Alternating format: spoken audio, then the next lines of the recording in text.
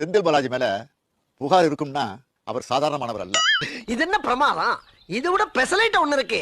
கூவுடா. நடத்துனர் பணிக்கு 3 லட்சம், மெக்கானிக் பணிக்கு 6 லட்சம் என்று கொடுத்து ஏமாந்திருக்கக்கூடியவர்கள் லட்சக்கணக்கானவர். A few moments later. அவர் மக்களால் தேர்ந்தெடுக்கப்பட்ட எம்எல்ஏ. செக்கில ஆட்டின சுத்தமான உருட்டு. இந்த கரூர் மாவட்டத்தை தன்னுடைய கட்டுப்பாட்டில் வச்சிருக்கிறாரு. கட்டுப்பாடுனா கொள்ளையடிக்கிறதுல, ஊழல் செய்யறதுல, லஞ்சம் வாங்குறதுல அந்த கட்டுப்பாட்டில் வச்சிருக்கிறாரு. அவனை சொல்லி நிறுத்துங்களேன்டா. அவன் நிறுத்துற அந்த லூசுக்கு மட்டும் வந்துட்டே இருக்கான் போடுறா. வர நிறுத்துற அவனை. பைத்தியக்காரப்ப எதுக்குடா வரீங்க எங்கெல்லாம்?